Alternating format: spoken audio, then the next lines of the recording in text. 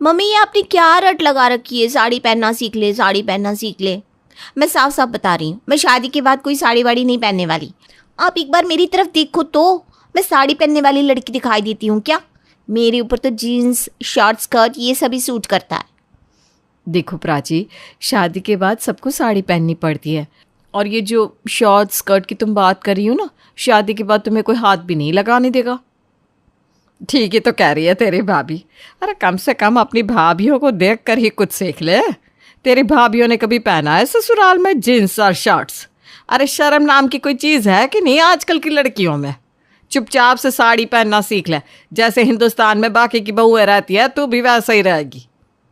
मैं आपको पहले ही बता चुकी हूँ माँ, मैं ऐसे लड़के से शादी ही नहीं करूँगी जिसकी सोच इतनी छोटी हो कि उसे अपनी पत्नी के जींस या किसी और ड्रेस पहनने से प्रॉब्लम हो। अरे वो मुझसे शादी कर रहा है ये साड़ी से। तुझसे तो बहस करना ही बेकार है प्राची, लेकिन मेरी बात गांठ बांध कर रख ले। मैं तेरी माँ हूँ, तेरा बुरा नहीं चाहूँगी बेटा। कोई भी लड़की ससुराल में जाकर शॉर्ट्स पहन कर घूमे, ये बात कोई भी ससुराल पसंद नहीं करेगा। इसलिए तेरी बेहतरी इसी में है कि तू समय रहते ससुराल के माहौल में ढलना सीख ले, तभी तेरी आगे की ज़िंदगी सुख से बीत सकती है, वरना ज़िंदगी भर रो रो के ज़िंदगी बितानी पड़ेगी। सबकी बातों का प्राची पर कोई असर नहीं था। वो तो माँ और भाभी की बातों को एक कान से सुनकर दूसरे कान से बाहर निकाल देती है। कविता प्राची के लिए एक से बढ़कर एक अच्छे लड़कों के रिश्ते लेकर आती है, लेकिन प्राची अपनी जिद पर ही अड़ी रहती है और हर लड़के में कुछ न कुछ कमी निकाल कर मना करती रहती है। अरे मैं पूछती हूँ, आखिर तू ढूंढ क्या रही है जो इतने अच्छे अच्छे लड़के में नहीं मिल रहा? अगर इसी तरह से तू नखरे करती रही ना, तो कल को किसी सेकंड हैंड आदमी से शादी करनी पड़ेगी, क्योंकि उम्र निकलने के बाद अच्छे रिश्ते नहीं मिला करते। ये सब क्या है माँ? कौन से ज़माने में जी रहे हो आप लोग? आजकल की लड़कियाँ किसी के दबाव में आकर ऐसे ही किसी से शादी नहीं कर लेती। मैं पहले अच्छे से देखने समझने के बाद ही किसी लड़के को हाँ करूँगी। अरे बेटा तू खूब देख सोच समझ, लेकिन ये तो बता कि तुझे आखिर इन लड़कों में कमी क्या दिखाई दी? हमें पता तो होना चाहिए ना कि आखिर तू लड़कों में ढूंढ क्या रही है। देखो माँ, आप जो भी लड़के लेकर आते हो ना, वो सब अपनी माँ के पल्लू से बंधने वाले लड़के हैं। 2-4 दिन जब उनसे मैं बात करती हूँ, सब अपनी औकात पर आ जाते हैं। हमें संस्कारी लड़की चाहिए, साड़ी पहनने वाली चाहिए, मंदिर जाने वाली चाहिए, माँ बाप की इज्जत करे, सेवा करे, सम्मान करे। अरे इन्हें बीवी चाहिए या रिमोट से चलने वाली गाड़ी जिसे अपने हिसाब से चला सके। तो तुम क्या कहना चाहती हो? तुम्हें देखने के लिए आने वाला लड़का तुम्हें क्या बताए कि मुझे क्लब में जाकर नाचने वाली लड़की चाहिए, जो छोटे छोटे कपड़े पहनकर मेरे माँ बाप के सामने घूमे, जो उनकी इज्जत ना करती हो, रात रात भर बाहर पार्टी करती हो? अरे तुम खुद सोच कर बताओ कि ऐसी लड़की से कोई भी लड़का शादी करना चाहेगा क्या? और तुम क्या चाहती हो कि तुम्हारे भाई की शादी एक ऐसी लड़की से हो जो तमीज़ के कपड़े तक ना पहनती हो? देखो प्राची, हवा हवाई में बातें करना बहुत आसान है, लेकिन वास्तविक जीवन में चाहे लड़का हो या लड़की, शादी के बाद दोनों को ही बहुत से समझौते करने पड़ते हैं। इन समझौते और समझदारी से ही शादी का रिश्ता आगे बढ़ता है। मैं तुमसे बड़ी हूँ ना, इसलिए तुम्हें समझा रही हूँ कि किसी भी लड़के को ऐसी बेफिजुल बातों के लिए रिजेक्ट करना छोड़ दो और एक अच्छे लड़के को देखकर समय रहते शादी कर लो, वही तुम्हारे लिए अच्छा रहेगा। धीरे धीरे काफ़ी समय बीत जाता है और प्राची की अकड़ भी अब कुछ ढीली पड़ जाती है। फिर एक दिन प्राची की माँ और पिताजी एक अच्छे से लड़के से उसका रिश्ता तय कर देते हैं और प्राची शादी करके अपने ससुराल चली जाती है। शादी के 2 महीने बाद, भाभी मैं कल मायके आ रही हूँ और इस बार ना मैं पूरा 1 महीना रहकर जाऊँगी, क्योंकि मम्मी जी ने कह दिया है कि शादी के बाद हमारे यहाँ दुल्हन होली अपने मायके में ही मना कर आती है। मैं तो बहुत एक्साइटेड हूँ, पूरा 1 महीना घर पर आकर मौज करूँगी।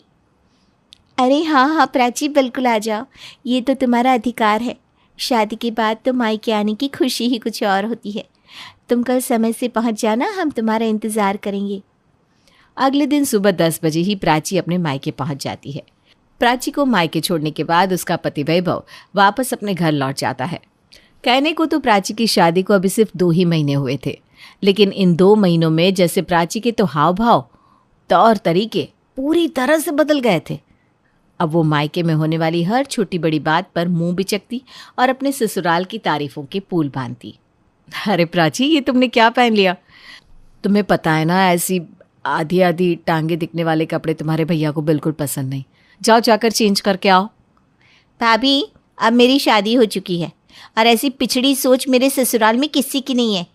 मेरी सासू माँ ने तो खुद मुझसे कहा, प्राची बेटा, गंवारों की तरह दिन भर साड़ी में लिपटी मत रहना, आजकल की लड़कियों की तरह अपडेट होकर रहना। अब अगर तुम घूंघट की गुड़िया बनकर रहोगी तो हम किसी को क्या मुंह दिखाएंगे कि हम कैसी गंवार लड़की को ब्याह कर ले आए हैं। जब मेरी सास ने मुझे परमिशन दे दी है तो कोई और भला बीच में क्यों बोलेगा? मैं तो अपने ससुराल में भी स्कर्ट, जीन्स, मिडीज ये सभी पहनती हूँ। तुम्हारा कहने का क्या मतलब है? शादी के बाद जो लड़कियां सूट या साड़ी पहनती हैं उनके ससुराल वाले पिछड़े होते हैं, तो इसका मतलब तुम्हारे मम्मी पापा और भैया सब पिछड़े हुए? भाभी, अब ये सब सोचना तो आपका काम है। मैं तो इस घर से जा चुकी हूँ। इस घर की घिसी पिटी परंपराओं और रीति रिवाज से मुझे तो छुटकारा मिल चुका है। प्राची, तुम्हें खुद अजीब नहीं लगता? ऐसे छोटे छोटे कपड़े पहन के ससुराल में घूमने में तुम्हें शर्म नहीं आती? अरे साड़ी ना सही, कम से कम सूट तो पहना करो। तुम्हारी सासू माँ ने छूट दे दी, इसका मतलब ये थोड़ी ना है कि तुम सीधा हवा में उड़ने लगोगी। भाभी, आपको याद है ना, जब मैं शादी होकर आई थी तो मैंने कितनी ज़िद की थी माँ जी से कि मुझे सूट पहनने दो, साड़ी में मुझे कंफर्टेबल फील नहीं होता और साड़ी पहनकर मैं काम भी नहीं कर पाती। लेकिन उस समय ये प्राची ही तो थी जिसने माँ के कान भरे थे और माँ को समझाया था कि शादी के बाद तो बहू साड़ी में ही अच्छी लगती है। भाभी, आप लोगों ने अपने आप को कभी ध्यान से देखा है? लंबी सी मांग निकाल कर उसमें 2 किलो सिंदूर भर लेती हो, बड़ी बड़ी बिंदिया, ये रेड कलर की लिपस्टिक, हाथ भर भर के चूड़ियाँ। अब आपके जैसी लड़कियों को कोई साड़ी पहनने के लिए ही कहेगा ना, मिनी स्कर्ट तो पहनाएगा ही नहीं। आपके ऊपर ना सूट भी नहीं करेगी ऐसी ड्रेसेस। ऐसा है ना भाभी, ये सब ड्रेस भी वही पहन सकता है जिसके पास पर्सनालिटी हो, स्टाइल हो, जो आपके पास डोंट माइंड पर है नहीं। इसलिए आप लोगों की पर्सनालिटी के हिसाब से मैंने आपको साड़ी पहनने के लिए कह दिया था। मेरी बात अलग है, मुझे देखकर तो पहली मुलाकात में ही वैभव ने कह दिया था, देखो ये साड़ी वाड़ी के चक्कर में तुम बिल्कुल मत पड़ना, तुम्हारी ऊपर तो एकदम सूट नहीं करेगी, तुम्हें तो मैं बढ़िया से बढ़िया ड्रेस दिलवाऊंगा। और नेक्स्ट मंथ हम गोवा भी जा रहे हैं, वहाँ के लिए भी मैंने ऐसे ऐसे ड्रेसेस लिए कि आपकी तो आंखें फटी रह जाएंगी। प्राची की बात सुनकर दोनों भाभियों को मन ही मन बहुत गुस्सा आ रहा था, लेकिन शादी के बाद पहली बार घर आई हुई ननद को वो दोनों नाराज़ नहीं करना चाहती थी। इसलिए बात को ज़्यादा आगे बढ़ाए बिना दोनों चुपचाप जाकर अपने अपने काम में लग जाती है। लेकिन कहीं ना कहीं उनके मन में प्राची की कई बातें खटक ज़रूर रही थी। अगले दिन, मोना, काव्या बेटा, जल्दी से तैयार हो जाओ तुम दोनों, होली आने वाली है तो मैं सोच रही हूँ कि प्राची के लिए शगुन के कपड़े ले आते हैं।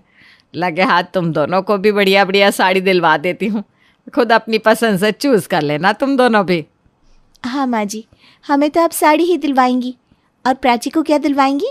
Mini skirt, half pant, shorts या कुछ और जो गोवा की ट्रिप पर पहन सकी? अरे काव्या बहू, कैसी बातें कर रही हो? हम भला क्यों अपनी बेटी को ऐसे उल ड्रेस देने लगे? मैं तो उसको भी साड़ी ही दिलवाऊंगी, वो चाहे पहने या फेंके। और ये छोटे छोटे कपड़े पहनने के ना पहले कभी मैं पक्ष में थी और ना अब हूँ। उसके ससुराल वाले उसको जो मर्जी पहना है, लेकिन मैं अपनी तरफ से कभी भी अपनी बेटी को ऐसे बेढंगे कपड़े नहीं देने वाली। माँ जी, मन ही मन खुशी तो आपको बहुत हो रही होगी कि आपकी बेटी कितने बड़े परिवार में गई है, कितने ऊंचे ख्यालात वाले लोग हैं जो आपकी बेटी को इतने ऐश से रख रहे हैं, लेकिन हमारे सामने झूठी ही आपको ऐसी बातें कहनी पड़ रही है। मैं सब समझती हूँ। अरे तू क्या समझती है? ऐसा क्या हो गया जो तुम मुझे ऐसे ताने मार रही है? माँ जी, कल ही प्राची ने हम दोनों को आईना दिखाया है कि हम कितने पिछड़े और गंवार लोग हैं जो शादी के बाद से इतने सालों में सिर्फ साड़ी में ही लिपट कर रह रहे हैं। अगर सास ससुर की बात मानना, उनकी इज्जत करना, ढंग के कपड़े पहनना, गंवार पहने तो ठीक है, हम गंवार ही ठीक है। हम अदब के कपड़े पहनते हैं तो हम गंवार हैं, और वो प्राची बिना सिंदूर के आधे आधे कपड़े पहनकर घर में घूमती रहती है तो वो बहुत मॉडर्न है। और आप हमें तो सूट पहनने पर भी टोक देती हैं, अपनी बेटी को कुछ नहीं कहती। कविता बहुत हैरानी में थी क्योंकि इतने सालों में पहली बार उसकी बहुएं उससे सवाल जवाब कर रही थी, और वो भी सिर्फ प्राची के कारण। बहस को बीच में ही छोड़कर कविता अपने कमरे में लौट आती है। बस बहुत हुआ। अगर प्राची ऐसे ही घर में घूमती रही तो मेरी दोनों बहुएं मेरे खिलाफ हो जाएंगी, और कल को अगर ये भी ऐसे कपड़े पहनकर घूमने लगी तो हे भगवान। बस अब और नहीं, मैं आज ही बहाने से दामाद जी को बुलाती हूँ ताकि वो प्राची को वापस ले जाए। अगले दिन दोपहर में वैभव अपनी माँ को लेकर प्राची के घर पहुंच जाता है। प्राची, ये कैसे कपड़े पहन रखे हैं तुमने? शर्म नहीं आती तुम्हें शादी के बाद ऐसे अधनंगे कपड़े पहनकर घूमते हुए? वो माँ जी, वो क्या वो? अरे शादी से पहले तुम चाहे जो भी पहनती रही हो, लेकिन अब तुम हमारे घर की इज्जत हो। आगे से कुछ भी करने से पहले इस बात का ध्यान रखना कि अब तुम सिर्फ इस घर की बेटी नहीं, हमारे घर की बहू भी हो। अब मैं तुम्हें एक दिन के लिए भी मायके नहीं छोड़ने वाली। तुरंत जाकर कपड़े बदलो और अपने घर चलो। सास की कड़कती आवाज़ सुनकर प्राची दौड़ते हुए अपने कमरे में जाती है और जल्दी से कपड़े बदलकर साड़ी पहनकर बाहर आती है। बेचारी प्राची का झूठ का किला एक झटके में टूटकर ढह गया था। प्राची की सास को गुस्से में भरा देखकर दोनों भाभियों को इतना तो समझ में आ ही गया था कि प्राची ने अपने ससुराल के बारे में जितनी भी बातें कही थी वो सारी झूठ थी। प्राची अपनी सास को समझाने की बहुत कोशिश करती है, लेकिन उसकी सास उसकी एक नहीं सुनती और उसे वापस ले जाती है। दीपा और प्रशांत की शादी को 5 साल हो चुके थे और उनका 2 साल का एक छोटा सा बेटा भी था। दीपा और प्रशांत दोनों ही नौकरी करते थे। प्रशांत जहाँ एक कंपनी में इंजीनियर था, वहीं दीपा एक मॉडलिंग कंपनी में काम करती थी। दीपा देखने में बहुत खूबसूरत थी। वो अपने बेटे और प्रशांत दोनों का बहुत ख्याल भी रखती थी। एक बच्चे को जन्म देने के बाद भी दीपा किसी मॉडल से कम नहीं दिखती थी। दीपा, एक बात तो कहनी पड़ेगी, हमारा बेटा होने के बाद भी तुम बिल्कुल वैसी ही दिखती हो जैसी शादी से पहले दिखती थी। थैंक यू प्रशांत, लेकिन क्या करूं, मेरा जॉब भी ऐसा ही है। मॉडलिंग एजेंसी में काम करती हूँ, वहां पर अच्छा दिखना बहुत जरूरी होता है। दीपा, इतनी मॉडर्न होते हुए भी तुम हमारे बच्चे का, इस घर का कितना अच्छे से ख्याल रखती हो। कभी कभी तो खुद को बहुत खुशकिस्मत समझता हूँ कि तुम्हारे जैसी पत्नी मिली है मुझे। प्रशांत, तुम भी तो मेरा कितना ख्याल रखते हो। अच्छा चलो, अभी प्यार भरी बातें बाद में करना, ऑफिस का वक्त हो गया है, मैं चलती हूँ। कमाल की बात है मैडम, आपके जॉब के चक्कर में मुझे अपनी जॉब छोड़नी पड़ गई है। ज्यादा दिन के लिए नहीं छोड़नी पड़ी है अपनी जॉब, और तुमने अपनी मर्जी से छोड़ी है जनाब। तो क्या करता, बच्चे के देखभाल के लिए किसी एक को तो नौकरी छोड़नी ही थी ना। और तुमने अपनी जॉब इसलिए छोड़ दी क्योंकि तुम्हारी जॉब में प्रॉब्लम चल रही थी, और भगवान की दया से मुझे अच्छी खासी सैलरी मिल रही थी। वैसे प्रशांत, तुम्हें इस बात से कोई प्रॉब्लम तो नहीं है ना? अरे प्रॉब्लम कैसी दीपा, बस 1 साल की तो बात है, उसके बाद तो हमारा बच्चा स्कूल जाने लगेगा, मेरा मतलब प्ले स्कूल में, फिर मैं जॉब ज्वाइन कर लूंगा। और देखो, ये घर हम दोनों का है, हम दोनों को मिलकर चलाना है, इसमें शर्म या परेशानी कैसी? Thank you so much. तुम्हारे जैसी सोच के हस्बैंड बहुत कम है इस दुनिया में। चलो अब मैं ऑफिस जाती हूँ, देर हो रही है। दीपा जब शाम को ऑफिस से लौट कर आती है तो वो बहुत खुश थी। प्रशांत, सबसे पहले तुम चॉकलेट खाओ, तुम्हारी फेवरेट वाली। और लेकिन खुशखबरी क्या है, पहले ये बताओ। वो तो मैं तुम्हें बता ही दूंगी। अब देखो, तुम ना मेरे लिए इतने लकी हो। आज ही तुमने मेरी तारीफ की और आज ही मुझे। अरे क्या, जल्दी से आगे बताओ ना, मैं जाने के लिए पागल हो रहा हूँ। आखिर ऐसी कौन सी गुड न्यूज मिली है मेरी बीबी को जो उसका चेहरा गुलाब के फूल की तरह खिल गया है? जानते हो प्रशांत, मुझे एक फिल्म में एक्टिंग करने का ऑफर आया है। क्या, तुम्हें एक्टिंग करने का ऑफर? लेकिन ऐसा कैसे अचानक? प्रशांत, मेरे ऑफिस में रोज डायरेक्टर और फिल्म इंडस्ट्री से रिलेटेड लोग आते रहते हैं, क्योंकि हमारी एक मॉडलिंग एजेंसी है। वहां पर वो नए नए टैलेंट की सर्च में आते हैं। हाँ, लेकिन तुम तो वहां ऑफिस में काम करती हो ना, फिर ये। अरे, एक बहुत बड़े डायरेक्टर आए थे आज हमारी कंपनी में, और उन्हें अपनी नई मूवी के लिए एकदम फ्रेश फेस चाहिए था। और जानती हो क्या, मुझे देखते ही उनके मुंह से निकला, ये बनेगी हमारी अगली फिल्म की हीरोइन। सच में यार, ये तो वाकई में बड़ी खबर है। मुझे तो अभी तक विश्वास ही नहीं हो रहा। तो विश्वास कर लो और जल्दी से सारी चॉकलेट खा लो, क्योंकि तुम्हारी बीवी ना हीरोइन बनने वाली है। लेकिन दीपा, हीरोइन बनने के बाद तुम मुझे और हमारे बच्चे को भूल तो नहीं जाओगी ना? पागल हो गए हो क्या तुम दोनों तो मेरी जान हो, कैसे भूल सकती हूँ। और इस तरह दीपा एक्टिंग करने लग गई। उसका करियर अब काफी तेजी से आगे बढ़ रहा था। एक दिन दीपा के बेटे को बुखार आ जाता है। दीपा, आज तुम भी शूट पर मत जाओ ना, बच्चे को बहुत बुखार है, उसे तुम्हारी जरूरत है। ओहो प्रशांत, हमेशा से इसे तो तुम ही संभालते आए हो ना, और मैं शूट पर जाना कैंसिल नहीं कर सकती डार्लिंग। मेरी मूवी जल्दी रिलीज होने वाली है। अगर मैंने अभी से एटीट्यूड दिखाना शुरू किया ना, तो डायरेक्टर मुझे फिल्म से निकाल देगा। तुम्हारी बात सही है दीपा, पर हमारे बच्चे की तबीयत का सवाल है। वो रो रहा है, तुम्हारे लिए परेशान हो रहा है। देखो प्रशांत, प्लीज कैसे भी मैनेज कर लो ना, और ये सब तो रोज रोज चलता ही रहेगा। मैं कब तक बच्ची का बहाना करके अपना करियर दांव पर लगाती रहूंगी। प्लीज मैनेज कर लो ना। मैं जा रही हूँ, बाय। दीपा जब शाम को घर लौट कर आती है, प्रशांत कैसी तबीयत है इसकी? अभी तो ठीक नहीं है, आज दिन में बहुत रोया है, तुम्हें याद कर रहा था। तुम कुछ देर उसके साथ टाइम स्पेंड करो ना। आई एम सो सॉरी प्रशांत, लेकिन आउटडोर शूट के लिए ना मुझे 10 दिन के लिए मुंबई जाना होगा। लेकिन इस तरह अचानक तुमने मुझे बताया भी नहीं। अरे मुझे भी कहाँ पता था यार, अभी जब शूट पर गई थी ना, तभी फ्लाइट की टिकट और सब कुछ मिला है।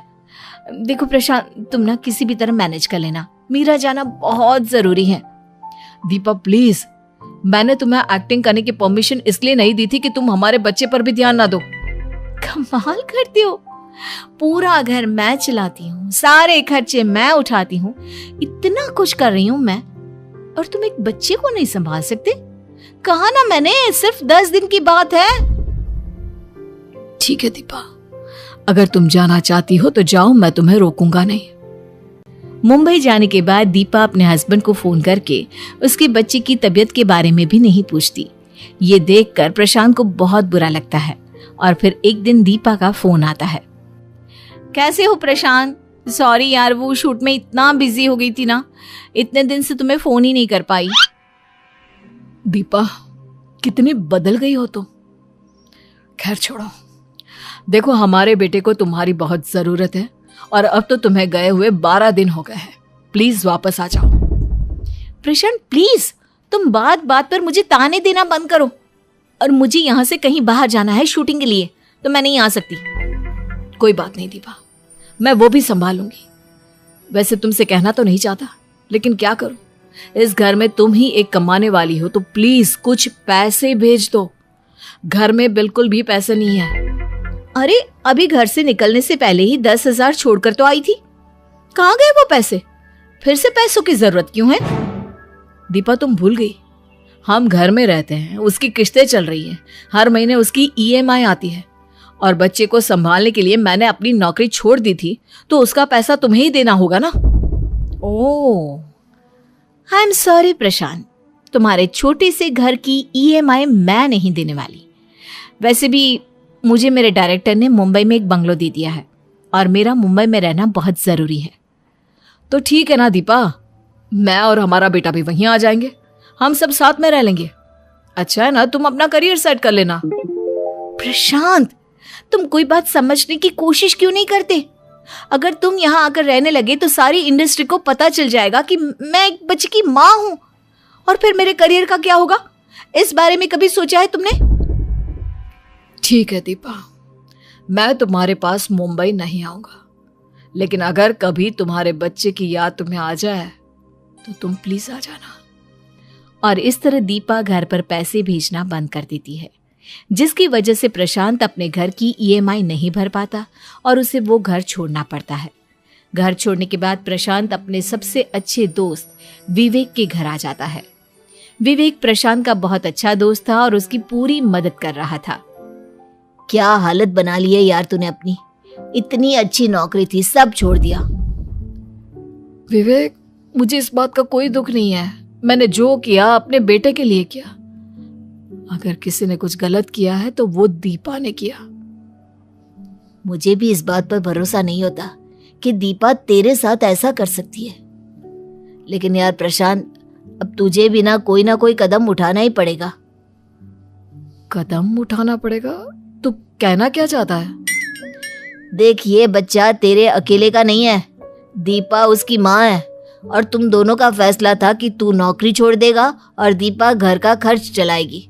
और अब वो इस तरह अपनी जिम्मेदारी छोड़कर भाग नहीं सकती। अरे तो क्या करूं मैं? उसके पैरों में जाकर दया की भीख मांगू?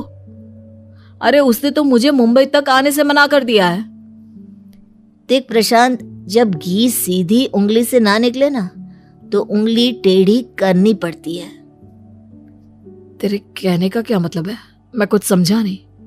कोई बात नहीं, अब मैं तुझे समझाता हूँ कि मुझे क्या करना चाहिए ताकि तेरा और तेरे बच्चे का भविष्य खराब ना हो और उसकी माँ को सबक मिल जाए कि उसने तुम दोनों के साथ गलत किया है। आखिर विवेक प्रशांत को क्या समझाना चाहता था? क्या दीपा फिर से अपने पति और बच्चे के पास लौट आएगी? क्या होगा आगे? जानने के लिए सुनिए इस कहानी का अगला भाग। अब तक आपने सुना कि दीपा एक्टिंग करने के लिए अपने पति प्रशांत को छोड़कर मुंबई चली जाती है और वो अब प्रशांत को पैसे देने से भी मना कर देती है। प्रशांत अपने दोस्त विवेक के घर रहने लगता है। भाई सीधे सीधे बताना, आखिर करना क्या है? मेरी कुछ समझ में नहीं आ रहा है। तुझे अपनी पत्नी दीपा पर कोर्ट केस करना होगा। अरे तू पागल हो गया है क्या? मैं अपनी बीवी से बहुत प्यार करता हूँ। उसने जो कुछ भी किया वो अलग बात है, लेकिन मेरे बच्चे की माँ है वो। मैं उस पर कोर्ट केस कैसे कर सकता हूँ? थोड़ा तो दिमाग से काम ले मेरे दोस्त। तू जिस बच्चे की बात कर रहा है उस बच्चे के साथ उसने क्या किया ये तुझे दिखाई नहीं देता। बीमारी में उसे छोड़कर चली गई। अब तेरे पास इस बच्चे के साथ रहने के लिए घर तक नहीं है। कैसी माँ है वो? लेकिन कोर्ट केस करने से क्या मिलेगा? जब वो हमारे साथ रहना ही नहीं चाहती तो जबरदस्ती इन सब मामलों में उसे घसीटने से क्या होगा? देख प्रशांत, तू मेरा सबसे अच्छा दोस्त है और मैं कभी नहीं चाहूंगा कि तेरी जिंदगी में कुछ भी गलत हो। और इस वक्त जो मैं तुझे समझा रहा हूँ, यकीन मान, तेरे भले के लिए कह रहा हूँ मैं। लेकिन मुझे ये सब करने का मन बिल्कुल भी नहीं है। अपने लिए ना सही, लेकिन अपने छोटे बच्चे की तरफ तो देख। इसकी माँ छोड़कर चली गई, वहां तक तो ठीक था, लेकिन यार इसे भी तो रहने के लिए घर चाहिए ना। और वो घर जो तेरा अपना था, लेकिन तेरी बीवी की वजह से अब बैंक वालों के हाथों में चला गया है। शायद तू ठीक कहता है। चल ठीक है, तो अपनी जान पहचान का कोई वकील बता और मैं दीपा पर कोर्ट केस कर देता हूँ।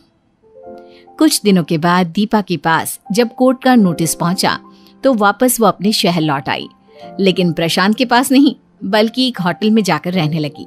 कोर्ट में प्रशांत का वकील। जज साहब, ये है मिसेस दीपा।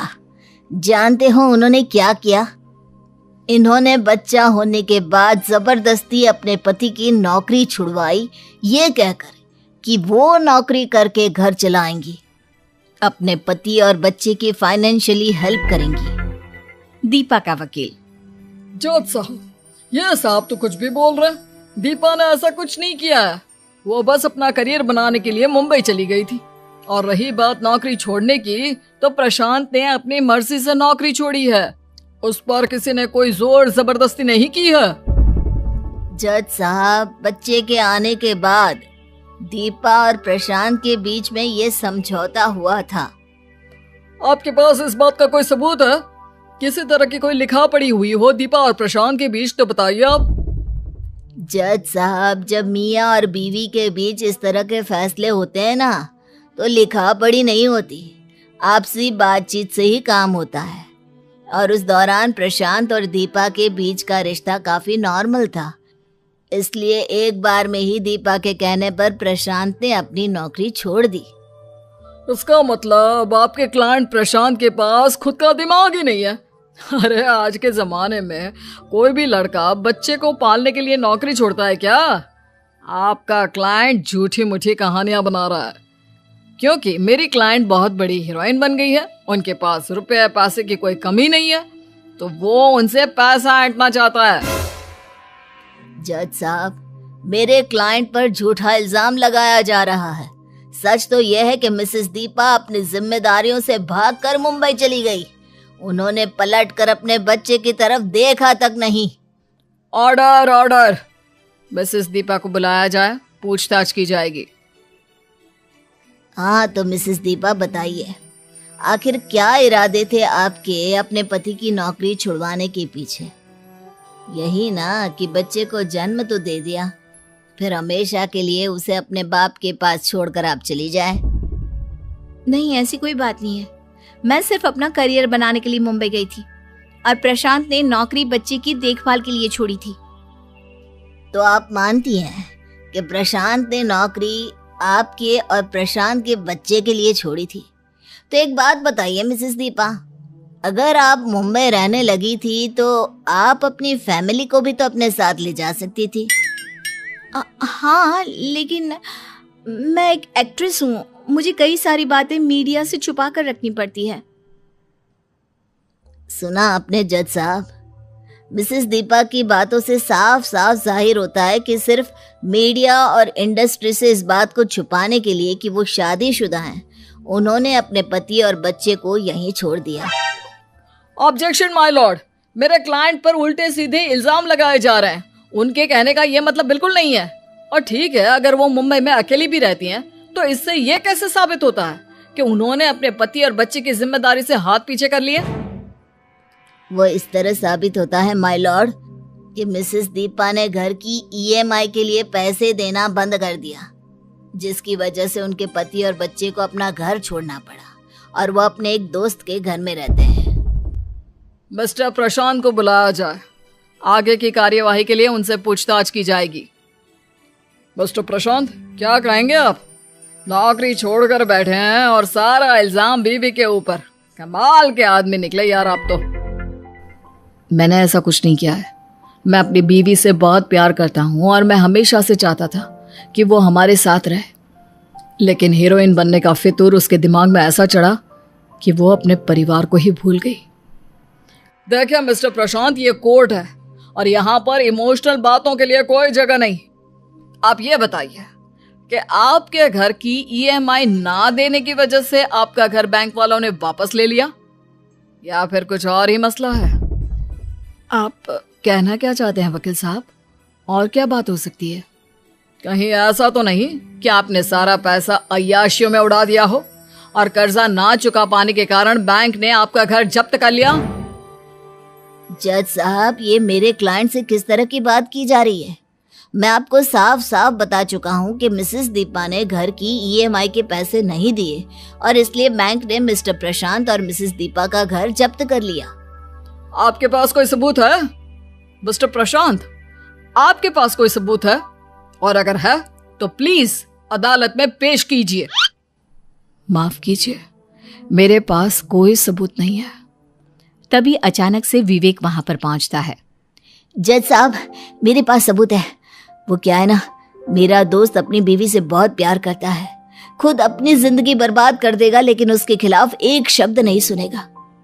ये रहे घर के पेपर्स और उसके साथ अटैच डॉक्यूमेंट्स। इन पर साफ साफ लिखा है कि घर को बैंक ने इसलिए जब्त किया है क्योंकि इसकी EMI मिसेस दीपा ने दी ही नहीं। उसके बाद वो डॉक्यूमेंट्स कोर्ट में सबमिट हो जाते हैं और दीपा को ये आदेश मिलते हैं कि वो घर के सारे पैसे चुकाएगी। मजबूरी में दीपा को कोर्ट के आदेश मानने पड़ते हैं। कुछ साल इसी तरह निकल जाते हैं, लेकिन वक्त बदलता है। अब दीपा के पास एक्टिंग के कोई ऑफर्स नहीं आते, उसके सारे पैसे भी खत्म हो जाते हैं और एक बार फिर से वो मुंबई से लौटकर अपने घर यानी कि प्रशांत और अपने बेटे के पास आती है। प्रशांत, मुझे माफ कर दो, मैं तुम्हारे साथ रहना चाहती हूँ। क्या हुआ दीपा, अचानक इस तरह? और तुम्हारी ये हालत, तुम्हारे चेहरे को क्या हो गया? तुम्हारा शरीर इतना थका हुआ और कमजोर। वो 4 दिन की चांदनी वाली जिंदगी थी प्रशांत। जब तक मेरे हाथ में एक्टिंग थी तब तक सब कुछ ठीक था, लेकिन जैसे ही कुछ दिनों तक किसी फिल्म का ऑफर नहीं मिला, इंडस्ट्री ने मुझे निकाल कर बाहर कर दिया। तो तुम यहाँ क्या करने के लिए आई हो दीपा? यहाँ तुम्हारे लिए कुछ नहीं है मेरे पास।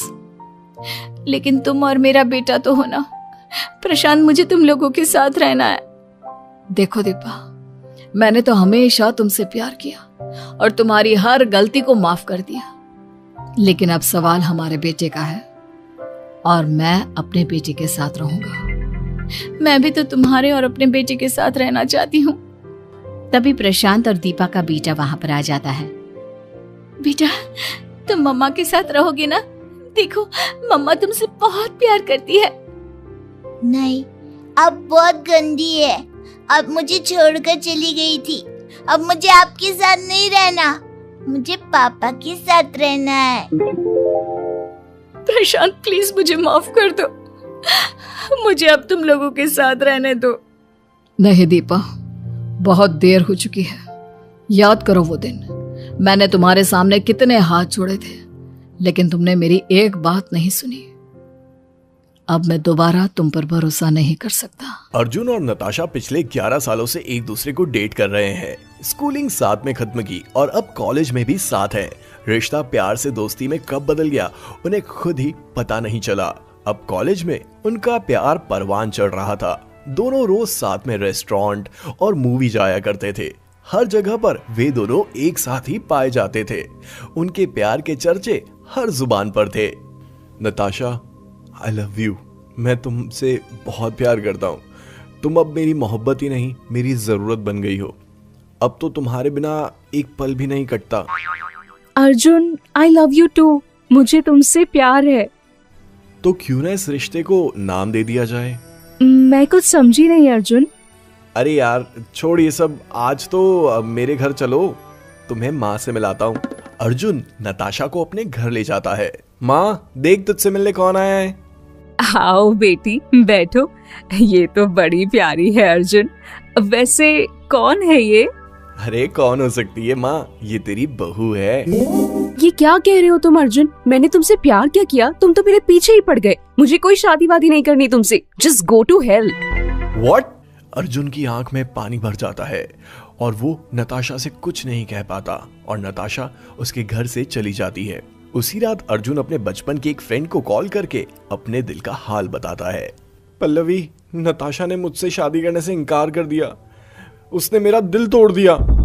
खुद को संभालो अर्जुन। तुम्हारी लाइफ में जल्दी कोई अच्छी लड़की आएगी जो तुम्हारी जिंदगी को प्यार से भर देगी। नहीं पल्लवी, मुझे अब जिंदगी में कोई नहीं चाहिए। मैं अकेला ही ठीक हूँ। मुझे अब नफरत सी हो गई है प्यार के नाम से।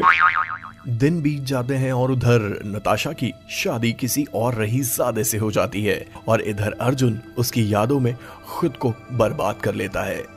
बेटा, कब तक तू ऐसे उदास पड़ा रहेगा? अब तो तू ऑफिस भी नहीं जाता। ऐसे कब तक चलेगा? मैंने तेरे लिए एक लड़की देखी है, अब तू भी शादी कर ले। नहीं माँ, मुझे शादी नहीं करनी है। मैं किसी लड़की से नहीं मिलना चाहता। अब मैं अपनी जिंदगी में अकेले ही रहना चाहता हूँ। दिन जैसे जैसे बीतते जाते हैं अर्जुन वापस अपने काम में व्यस्त हो जाता है और इधर पल्लवी उसकी अच्छी दोस्त बन जाती है। पल्लवी और अनामिका के समझाने पर अर्जुन शादी के लिए राजी हो जाता है। अर्जुन और प्रेरणा की शादी हो जाती है। हम साथ मिलकर एक नई जिंदगी शुरू करने जा रहे हैं। इस सफर में तुम मेरा साथ कभी मत छोड़ना। अर्जुन, मैं तुमसे प्यार नहीं करती हूँ। ये शादी मैंने अपने घर वालों के कहने पर की है। मेरा दिल तो किसी और के लिए ही धड़कता है। तुम मुझे इस रिश्ते से आजाद कर दो और मुझे जाने दो। ये तुम क्या बोल रही हो? और अगर ऐसा था तो तुमने मुझसे शादी ही क्यों की? मना कर देती। मुझे माफ कर दो अर्जुन, मैं मजबूर थी। प्रेरणा पहले की तरह ही अपने बॉयफ्रेंड से मिलती जुलती रहती है और एक दिन अनामिका उसे रंगे हाथों पकड़ लेती है। अर्जुन, तुम्हें पता है कि तुम्हारी बीवी तुम्हारे पीठ पीछे क्या गुल खिला रही है? मुझे सब पता है माँ, उसने मुझे पहली रात ही सब कुछ बता दिया था। मेरी किस्मत खराब है कि मुझे ऐसी लड़की मिली। सब लड़कियां एक जैसी ही होती हैं, सब की सब धोखेबाज हैं। नफरत है मुझे इन लड़कियों से। अनामिका अपने बेटे का दुख देख नहीं पाती है और प्रेरणा से अपने बेटे को तलाक देने को कहती है और उन दोनों का तलाक करवा देती है। अर्जुन गुमसुम सा रहने लगता है और खुद को यादों के जाल में गिरफ्त कर लेता है। एक दिन पल्लवी अर्जुन के घर उससे मिलने आती है। नमस्ते आंटी, अर्जुन कहाँ है? आओ बेटी, क्या बताऊं तुम्हें, तुमसे तो कुछ छुपा नहीं है। अर्जुन के तलाक के बाद उसने खुद को पुरानी यादों में कैद कर लिया है।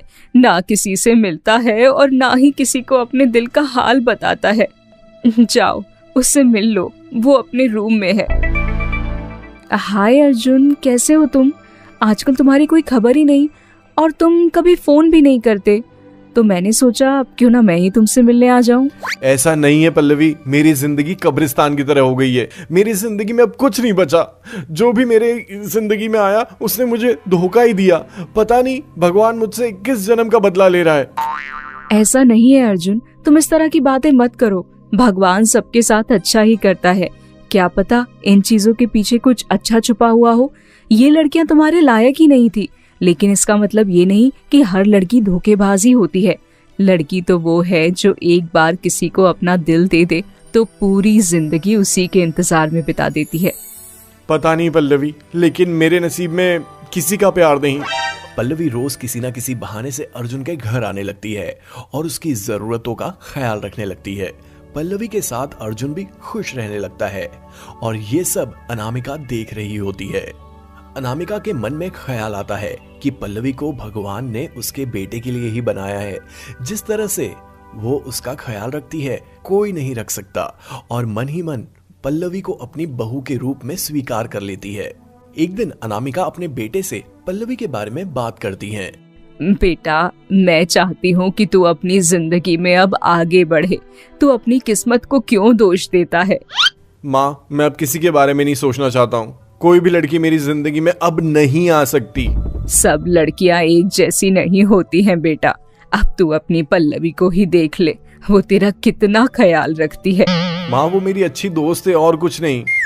दोस्ती को प्यार में बदलने में कितना वक्त लगता है बेटा, और अच्छी लाइफ पार्टनर इसे ही तो कहते हैं जो हर वक्त तेरे साथ खड़ी रहे, हर अच्छे बुरे वक्त में तेरा साथ दे।